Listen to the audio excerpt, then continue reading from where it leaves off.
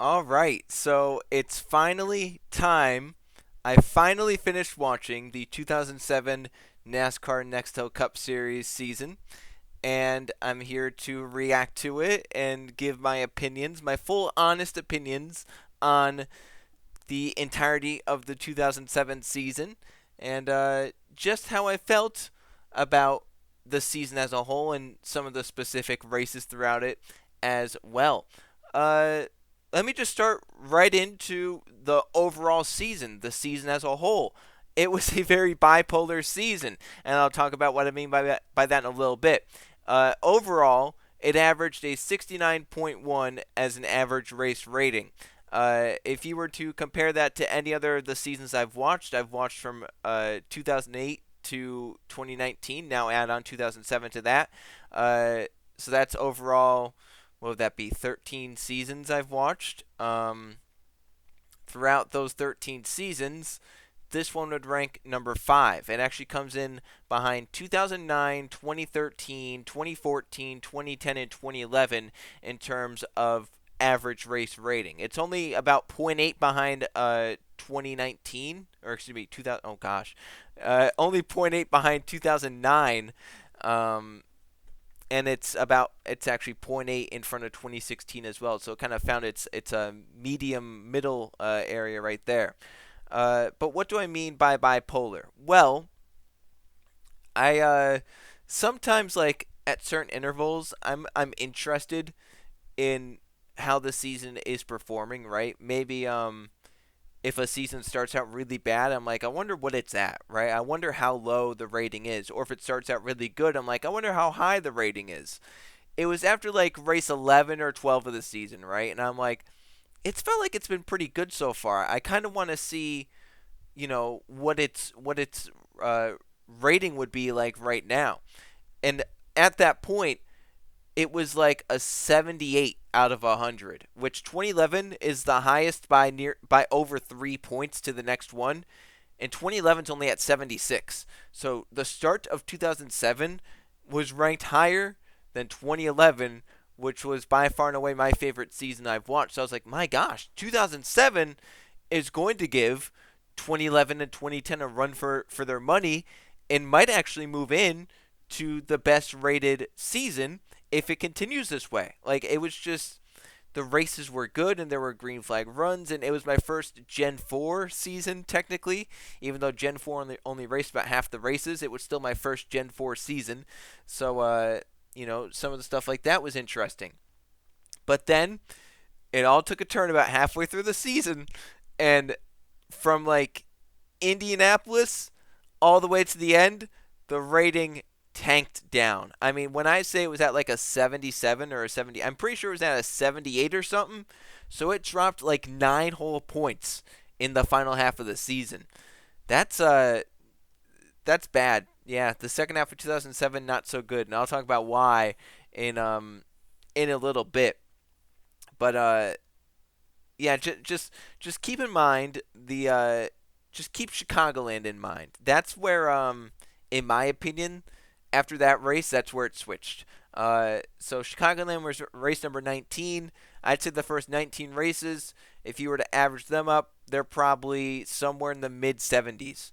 If you were to do then the final 17 races and average them out, they're probably somewhere in the low to middle 60s. It it's just weird how that worked out. Something though that brought the season down throughout all 36 races was NASCAR's debris caution phase. This was nearly the peak of it. When I think about the debris caution phase, I think about like '04 it starts to like 2015, right? '07 really kind of like I don't know, it was just so bad um, during this time, and I've talked about that with basically every season that I've reviewed as of late. I talk about it in 2010, in '09, in '08, and now in '07. It's like it's ridiculous. Like, and there are some you can tell that like it's not real debris, right? There's like somewhere it's like, oh, we ran 95 laps, better put it out. No one wants to see that. Or if someone's leading by like 5 seconds and a debris caution comes out, it's like, Yep, saw that one coming. There are some races where I'm just sitting there waiting, and if they don't call one, I'm like, you did it for 20 other races. What keeps you from doing it for all of them, right? And obviously that's why stages became a thing, and we've seen debris cautions really, really take a dive since stages were implemented. But I mean, in reality, stages are just a debris caution. We're basically just guaranteed 2 debris cautions every race, and then add on what other ones. But I'd say like 99% of the debris cautions now are real, whereas back then it was like 50% were real, 50% were fake. I mean, when you go and I mean, like 2018 had like 10 debris cautions over the whole season or something like so small, and yeah, these seasons had like 70 and 60 and 80 and stuff. Like it had a lot of debris cautions. So that's one thing from this era I do not miss is the debris cautions and just seeing them come out and NASCAR being able to get away with it because they were like, oh, there was something on the track that could have caused a hazard, so we're helping the drivers out. But a lot of people knew, and one of them that did know was Tony Stewart. Think about this: after race number 8 at Phoenix, he was done with NASCAR. It took them 8 races to break Tony Stewart. So the beginning of the season, in my opinion, had a lot more debris cautions than maybe the latter part of the season. I actually don't know if that's true or not, but it kind of just felt that way. And the race that got Tony Stewart angry and furious and basically sent him over the edge was Phoenix, the one that Jeff Gordon won. In that race, there were 6 caution flags, but 4 of them were for debris, and they all came basically after long green flag runs. Who would have seen that coming? And this is off the heels of races like Bristol having like 3 or 4 debris cautions, Texas having like 3 or 4, Atlanta having about 4 or so, Fontana having like 2 or 3. It was just like every single race had to have multiple debris cautions to break up the long green flag runs. And Tony Stewart, after Phoenix, was very, very frustrated and did not do any media obligations post-race, basically as a get back to NASCAR, saying if they're not going to do this fairly, I'm not going to do this for them. And I'm pretty sure the first time he actually talked to the media was when he went on his radio show that he had back then. I don't know if Matt Yoakum was doing it with him at that point, but maybe he was. If he was, then it was that radio show. But he went on and basically accused NASCAR of manipulating races and not. He said, quote, that it's like they're playing God. And he said, I don't think they've called a fair race all year. And yeah, he really got to NASCAR about that. Then the next race out, I think they took him aside and basically talked to him about it and talked to him about the comments and whatnot and the media obligations and stuff. But yeah, and I mean, what Tony said was completely fair, right? I mean, if you're calling cautions for something that's not out there, then you're manipulating the race. It doesn't matter. Like, some people think manipulation is to do it in favor of someone, right? Like, oh, they threw this caution because of Dale Jr. They threw this caution because of Jeff Gordon or, whoever else, Chase Elliott nowadays.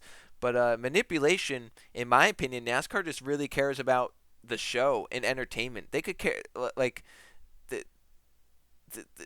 they don't really care about who it helps or who it hurts. They just want the race to be entertaining. So a lot of the times they'll just throw it or do something that's like, we just want an entertaining show, and it doesn't matter who it helps or who it hurts. And that's the unfortunate part of it. But Tony Stewart called them out, and NASCAR still continued with the debris cautions, though, as if they were going to stop. And some of the debris cautions led to a very, very, very destructive sequence of races. That sequence of races was the final 10 races. The 2007 chase was the most destructive chase ever. If you don't believe me, I did the stats to back it up. Ever since the chase became a thing, what is now called the playoffs, right? So from 2004 until present, 2022. In those seasons, there have been 4 that have had over 100 cautions in those final 10 races. 2014 had just over 100. 2007 had over 100. 2006 had over 100. And 2005 had over 100. 2014, 2006, and 2005 were like just over 100. It was like 107, 104, 105, something like that. They were all in that range. 2007 had 120 cautions in the final 10 races of the season. That averages 12 cautions per race. Only 3 races had less than 10 cautions in the chase. Loudon, Talladega, and Homestead. That's it. That's the only races that had less than 10 cautions. Martinsville had an outrageous 21 cautions. If I remember correctly, I don't think they got a 50-lap run-in at Martinsville. They did not get a 50-lap run-in at a half-mile racetrack. It was embarrassing, to say the least. And that's really a lot of what brought the rating down. If you go and looking at my race ratings right now, I will literally go down the list and name where those playoff races or where those chase races ranked. Texas was an 80 out of 100. Atlanta was a 76 out of 100. Talladega was a 75 out of 100. Homestead was a 70 out of 100. Martinsville was a 68 out of 100. Kansas was a 60 out of 100. Charlotte was a 55 out of 100. Dover was a 50 out of 100. Phoenix was a 48 out of 100. And Loudon was a 38 out of 100. They just weren't good. And when the best race in a 10-race stretch is an 80, it's not all that great. In fact, if I'm not mistaken, that is the Texas was the highest rated race in the second half of the season. That was the 8th best race of the season. So there were 7 other races in the first half of the season that were better than the best of the second half of the season. Once again, just shows how messy the second half of the season was, and those final 10 races nail it home. They called a lot of debris cautions, and when they weren't calling debris cautions, drivers couldn't keep it straight. And I think it was Atlanta where Chad Knaus was interviewed in the middle of the race, and he basically said like, I don't know why since the chase started that we haven't been able to keep cars straight, but it would be a lot better if we could keep the race green and have some green flag racing. I was like, thank you, Chad Knaus. That is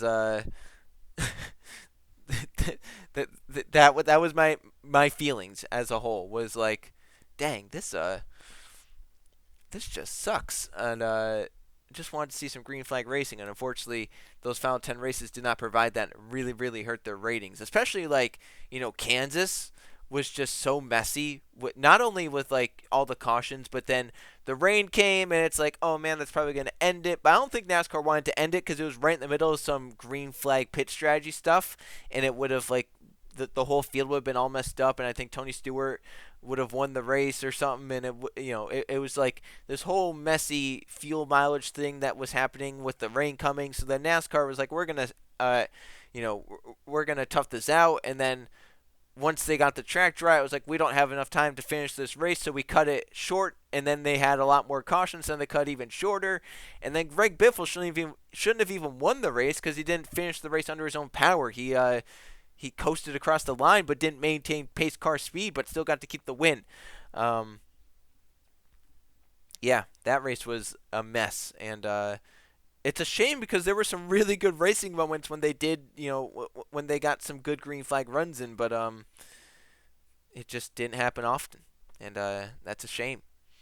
Another thing that I thought was interesting was the switching between the 4th gen car and the 5th gen car. This was the season when they unveiled the car of tomorrow, basically a safer car that was, meant to not only revolutionize the racing, but to be like infinitely safer than the Gen 4 was. And it lived up to its safety, that's for sure. At first, it wasn't really that great of a race car, I'll be perfectly honest, but they really did tune on it, and they made it work well, by the end of the season. So I'll give them that. But it was interesting with some of the races that did run the COT. They didn't really run backup cars because people were hitting walls or wrecking, but they weren't damaging the car enough to warrant going to a backup car. Um, Obviously, the car's still bent if you hit a wall and whatnot, but they were easily repaired. That's something that there might be some similarities between the next gen, car and the COT, where it was meant to not damage as much, but the next gen took it to a whole nother level where the COT was like, I'll damage if you hit it hard enough, or if you even hit the wall, I'll damage, but you can pull it out, and there's just enough room to where it won't ruin your race or end your race if you just hit the wall, right? It'll still give you damage, it'll still be an issue, but you can easily repair it. But I just thought it was interesting that the season was as good as it was, switching between two cars. You'd almost expect with teams having to run the Gen 4 and the Gen 5 car that the season would have maybe lacked a little bit in quality just because the teams were going to have to focus, it's going to be hard to focus on one type of car and another type of car because the cars drove completely differently. When you look at the Gen 4 car, while it didn't have a lot of grip, it's still very low downforce and very low grip compared to what we have now and what we have with the Gen 6. But compared to the Gen 5, the Gen 4 was high grip and high downforce. When you got to the Gen 5, the COT, very low grip, very low downforce. The cars were a handful, and you really had to slow it down. You had to use a lot more brake going into the corners because the car was so tight through the corners that you had to get the car set before you go off. It led to a lot lower corner speeds, whereas with the Gen 4, it was still very low downforce, very low grip, but compared to the Gen 5, it was a lot better handling of a race car than the COT was. So I just thought that was interesting that the season was as good as it was, and there were still good Gen 4 races, there were good Gen 5 races. It wasn't like, oh, the Gen 4 races were the best and the Gen 5 races sucked, or the Gen 5 races were great and the Gen 4 races sucked. Both had, both had good races, both had bad races, both had mediocre races. It was just amazing that the teams were able to do what they did with both cars and make both cars put on shows rather than just having to focus on one car. I thought it was very interesting that the season was as good as it was, even with all that to put in. And now I want to talk about, I've talked about the car, and I've talked about the races and stuff like that. I want to talk about TV. I want to talk about some of that terrible TV production. Not as bad as what we've had, in the present times, but some that, I think ESPN actually gives current Fox a run for their money, and I'll talk about why. But I first want to start with Fox. Fox has the same issue that they have now. Onboards. They love their onboards, and they loved them back in 2007. There was one case in particular. I think it was Martinsville. There were like 4 or 5 guys trying to get by lap cars. And for the lead, by the way. There were like the top 4 or 5 are under a blanket for the lead. And there's like this, someone makes a big dive down to the bottom because the guy in front is taking too long. And it's looking like it's going to be 3 wide down to turn 1. And they're on board with the guy behind, and you can't see what happens until you get out of the angle, and there's a car shoved up the track, and the other guy's driving away in the bottom. And you're like, well, dang, if you were on an outside angle, you would have caught that. But you had to go to an onboard. Fox, for whatever reason, loves their onboards. And in my opinion, you don't need to use an onboard if you're focusing on a battle, right? You use an onboard for replays. You use an onboard if you're trying to make a point with how the car is driving, stuff like that. You use an onboard for crank it up. Don't you dare go to an onboard during a 2 to 3 car battle if you have outside cameras focusing on it, right? The outside cameras are going to show all the action. The onboard is not going to show that. The onboard is for you to look through and see like, oh, this was cool for it. Let's show a replay, or, oh, let's show how this car is driving. Let's go to the onboard. You can hear their throttle, whatever. You don't do it live during a battle. And Fox has done that numerous times. And I'm wondering if it's been that way since they started in 2001, right? I've noticed it from 2007 all the way up to the present. It's not a new thing, right? It's not a new thing where Fox just randomly cut to onboards just because. Now, it is a new thing that they just randomly cut away from action even from outside cameras. But it's not a new thing that, like, during the middle of a battle, they're like, let's go on board because that will be cool.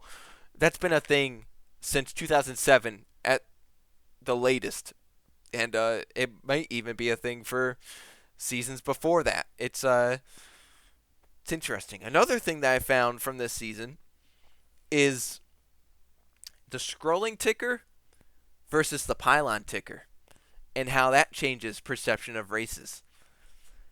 So with the scrolling ticker, which all three TV networks used in 2007, the scrolling ticker, you only see 2 to 3 cars at a time, and it very very rarely did it catch a position change, right? Very very rarely was it on screen when a position changed. That's just how it was. Now, it's weird to think about, but I think this is true when you think about this. So since the ticker is scrolling, and you only see 2 to 3 cars at a time, and you don't really notice if positions change, right? Like, you're not going to go there and sit looking at the ticker and memorize this person was in 25th, this person was in 35th, this person was in 17th, whatever. You're not going to do that. But say one race, it's the same race. Let's say the same race uses two different tickers. One version is the scrolling ticker. One version is the 20-car pylon ticker. So with the pylon ticker, you're getting about 20 cars, 20 positions on screen on that pylon at all times. Unless they're using the bottom half for something else, then you're getting 10. Still a lot more than the scrolling ticker was giving you. If third place changes hands, if there's a pass for third, you see it on the pylon because the pylon shows you. TV might not be showing it. TV might be focusing on some sponsored segment back in 12th place. But you still notice, hey, this position changed and TV missed it. Now with the scrolling ticker, the same TV network is doing the same sponsored segment, the same pass happens for third, but maybe you don't notice it because maybe the ticker is stuck in 20th place, right? This ticker is only at 20th.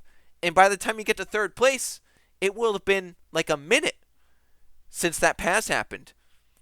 And maybe you don't even know that happened because you don't see it change. Maybe you don't even remember who was in third. Maybe it just makes sense that that person was in third. So what I'm saying is that Fox in 2023 has missed a lot because we can see that they've missed a lot. Fox in 2007, it's like, well, Fox never used to be this bad. Fox never used to miss these battles.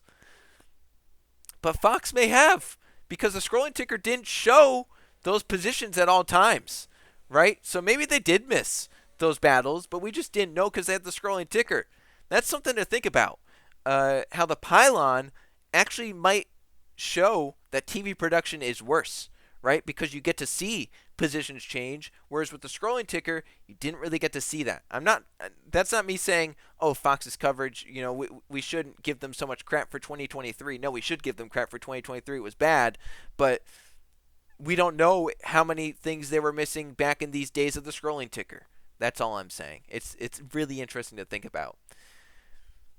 TNT, they were kind of just like normal. I mean, TNT from 07 to 2014 is kind of just the same, where it's like, meh.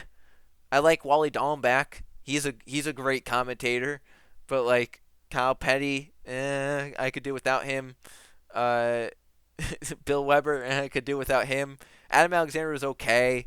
Ralph Shaheen's fine, but yeah, TNT's just kind of like one of those things where it's like not really much to talk about there.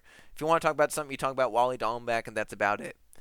But something I do want to talk about is ESPN and how god-awful their broadcast was in 2007. The commentating was shit, the coverage was shit, and even the graphics were shit. Let's start with the commentators. First of all, Jerry Punch, great pit reporter. Terrible lead analyst. Just terrible. He's awful. Andy Petrie, pretty good.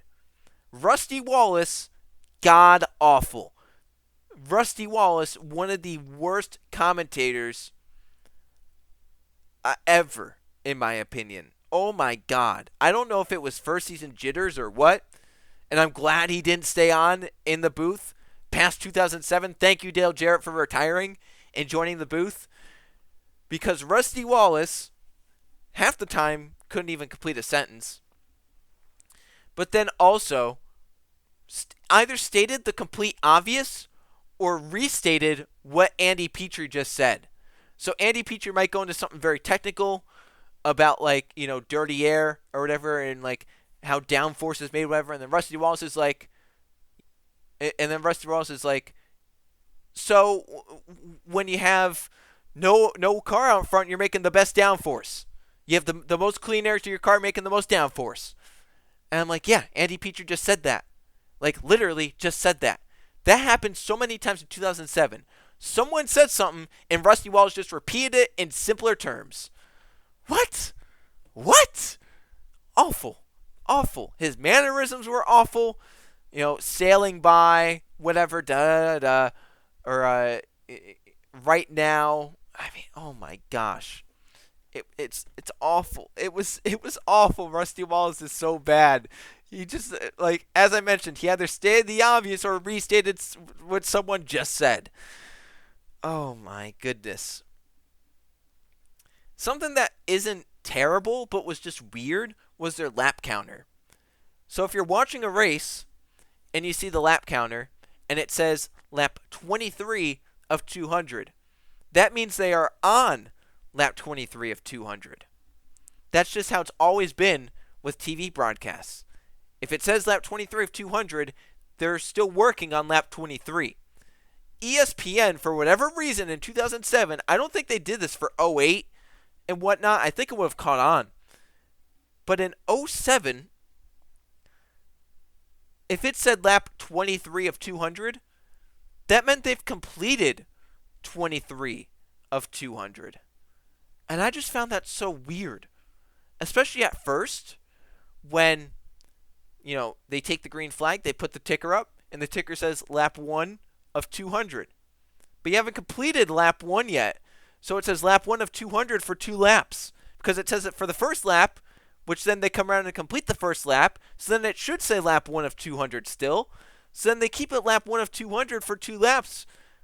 About halfway through their portion of the season, they changed it to where it just said start up until the completion of lap 1. Then the completion of lap 1, it went to lap 1 of 200.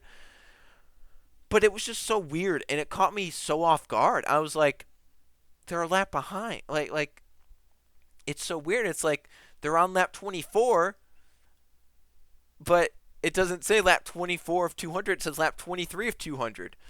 And it was so weird, and I didn't like it. The only reason I didn't like it was because the other way was all I've ever known. But, I mean, yeah, I thought that was weird. It wasn't anything that, like, took away from the season, but it was just something that was weird. And, yeah, I mean, just something I had to point out. It was very weird. Now, the worst thing of the season was the missing restarts. I lost count of the amount of times they came back after a restart had already taken place. I'm not kidding either when I say that. It happened far too often. At least over a dozen times. And I think a dozen is lowballing it. It might be close to 24 times where it happened. Constantly, they came back half a lap into a restart, a full lap into a restart. They missed restarts so often. And when they didn't miss restarts, they came back in turn 4, coming to take the green flag. How? How are you going to go and say, this is the part of the race? These are the part of the races that we want to advertise the most. The restarts, now cars are close together and cars can pass here, and this is where all the track position can be made up. And then you just don't even come back to them live. You come back half a lap, sometimes a full lap into them. How? It was so bad. ESPN in 2007 is the worst TV production I have ever seen. from the commentators to just the broadcasting in general. Awful. I would honestly rather watch Fox from 2023 than ESPN from 2007. That's just how bad it was. It was not good. And I was like, I don't know how something can be this bad. And it really hurt me that it was that bad. So that was all the points I had. There's actually another point that I didn't put down that I do want to bring up now, though, and it's single file restarts and how double file restarts changed NASCAR for the better, and how, frankly, any season with single file restarts, can be better than seasons with double file restarts is astonishing to me, and just shows how the level of racing back in the days of single file restarts was much better than the competition or the racing we have now with double file restarts. Because think about double file restarts. Lead lap cars are fighting lead lap cars, and they get to be side by side, right? So you automatically start with a battle right off the bat. Single file restarts, not only do you not start off with a battle right off the bat, but you don't even, like, there are drivers back in 10th place, right? If you are 10th place, you're probably restarting 20th place because there's 10 lap down cars on your inside. It's so weird. I can't believe they did it for so long. I can't believe they stayed single file restarts for so long. And then don't even get me into the whole wave around thing, where then wave around started right in front of the leader. So then the leader's not even the control car for the restart. And like it was a mess back then. And I'm so glad they went to double file restarts, because while it wasn't perfect until the choose, I really think the choose has made double file restarts about as perfect as they can be. And while before the choose it was still an issue with like, oh, I didn't want to be in this lane, but I get put in it because, I'm an odd number or I'm an even number. But like, it was so much better than the single file restarts, because it's like, if you're in 10th place, you have to fight through probably like 7 or 8 lap cars just to get up to the rest of the lead lap cars.